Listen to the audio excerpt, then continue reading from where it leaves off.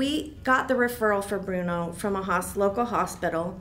And when that referral came in, they said, you know, this gentleman is dying of liver cancer, but we're not even sure that you can serve him. His home has no running water, it has no heat, he's a hoarder, and the state of his home, it really is close to being condemned. And they said, you know, you likely, when you go there, you're going to have to call Adult Protective Services and see about getting this man moved to a facility. The problem is that he was competent to make his own decision. He was very clear-minded. So a lot of people think, you know, if it's not the living conditions we would choose to be in, then, and they're very marginal, that the person has to be removed out of that environment. And I think that's something that leads also for the elderly especially to feel like they don't want hospice to come in because they're afraid you're going to take them out of their home. And that's where they want to be. It may not be what we would choose, but it is what they choose. And so we went into Bruno's home, and it was much like they said. It was very overgrown. He had some bushes growing over the house. It was a hot summer day, and I had a skirt on, and it was like 90 degrees, and he had all these padlocks on his door, and he was very endearing, and he was from Germany and had been here for many years. And what ended up happening, it was pretty bad, but he was happy, and he told me, he said, this is where I want to die. I don't want to die in a hospital. I don't want to go to a facility. So really what I focused on is getting some help for this gentleman, to get him some running water. It was summer, so we weren't really worried about the heat, but you know, how can we help him achieve this? And I think that's another thing that makes this hospice special, is I'm really wanting to know, how can we serve this person in their environment? And that's really what social work is about, is serving the person in their environment. And so what ended up happening is I visited Bruno very frequently, and right away what I found out was that the whole Beaverton Police Department oversaw this gentleman. They all knew him. He would walk up and down his chain link fence and visit with anybody that passed by, and everyone in the neighborhood knew him. He had no family, no one. And the only person he had that was his power of attorney that signed and spoke up for him was a lady that he had met. She walked every day, and that's how and she was from Germany, and that's how they met, so they had something in common. So her and her husband sort of adopted Bruno and took him in and would check on him every day. And so the police department, they had 2 guys that would come mow his lawn. They had a woman that would make sure that he wasn't taken advantage of, because he was pretty vulnerable and he was in an area that people had stolen from him before.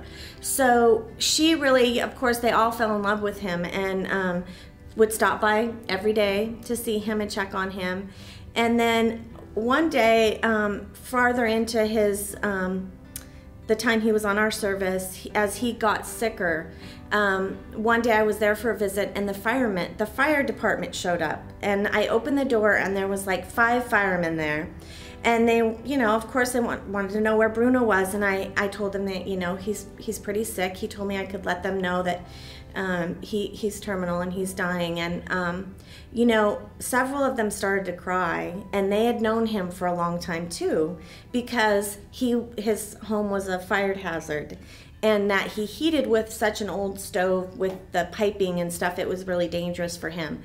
So they had come to tell him that they had a new fireplace for him that they wanted to install for him, and so that making sure that he would have heat for the winter and it would be safe for him.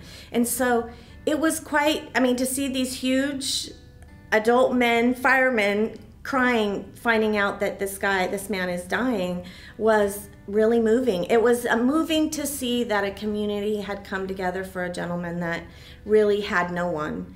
And so I came to love Bruno in that I loved his stories. He was in some of the prison camps, and he was actually a dentist, and he was made to pull the gold out of his friends' teeth before they would go to the gas chambers. And so often he would talk about those experiences for him when he was really ill, and talk to me about it.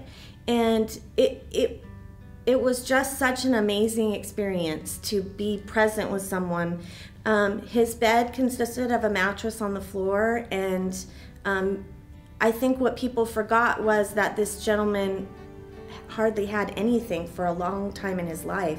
So to him, his home was like a palace. This was wonderful to him, and I think people weren't thinking about that when they went in to look at his life and serving him in that environment. And I have to say that is one of the experiences I had. I was working with a male nurse, was his nurse, and we had worked together a lot. And you know, there were times that I was on the floor next to him in a skirt or whatever, and he would be up on that mattress trying to get him positioned, trying to get him comfortable when he was really close to dying. And then what happened at the end was remarkable, because one of the female police officers actually signed in because we couldn't get 24-hour caregiving for Bruno. So we had times in the evening that weren't covered, and he couldn't be left at that point. So some of the police officers took shifts in caring for him on their time off. So one of them in particular, I wrote a letter to her commander because she was amazing, and she took 8-hour shifts at night and would stay with him until like 11 to 7 in the morning and until he died. And so it was one of those times that everything comes together. And it was interesting because where we started was a gentleman that they didn't want to let go into his home and condemn his home, into allowing this gentleman to die at home peacefully in the environment he wanted to, with so much love around him from the community. It was an incredible experience. So he's definitely one I will never forget. So.